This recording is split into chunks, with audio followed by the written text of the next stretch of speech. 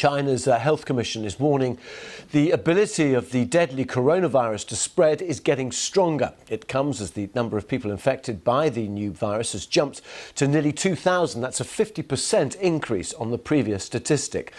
56 people have died so far. Authorities are also warning about the risks of the virus mutating. And based on the knowledge we now have, this is an emerging and new disease. The knowledge we have is quite limited. We are not very clear about the source of the disease, and the infections are not entirely under our control. So based on the changes and the involvement of the infections, we would enhance our preparedness to respond to the possible changes of the infections. Well, this latest development follows President Xi Jinping's warning that the country faces a grave situation.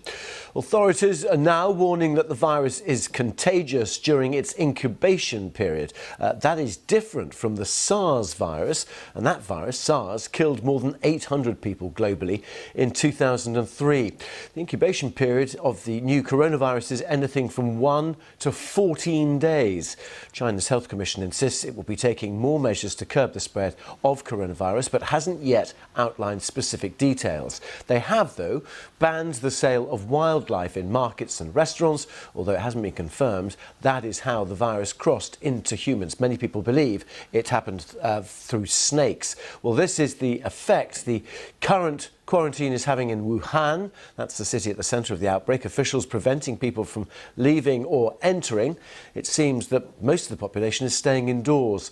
Our correspondent Steve McDonald is in Nanyang, having just visited Hubei province, close to the exclusion zone. Well, it's still in a pretty dire state. I mean, hospitals are calling for donations from people in terms of face masks. The provincial government has ordered millions of face masks, so somewhere they're churning them out on the production line. Special military medical teams have arrived to bolster the local teams and also teams from Shanghai. But the problem is just so huge, and the lockdown area, if you could call it that, is getting wider and wider. Now, so where we are, we're just across the border from Hubei in Henan, but this is also a place with very much at the heart of this emergency. All of these cars are either from this small city or they've had to pass a screening point to enter. Cities right along this border area in the region are doing similar things. In some smaller villages and towns, they've just taken it upon themselves to say anybody who's an outsider who doesn't live there can't come in. So they're just kind of locking down the village and deciding we're going to, as a group, ride this out and don't let any outsiders out, sort of an effective self-quarantine protective zone. And the government in Beijing, given the extent of this problem, is considering much more drastic measures.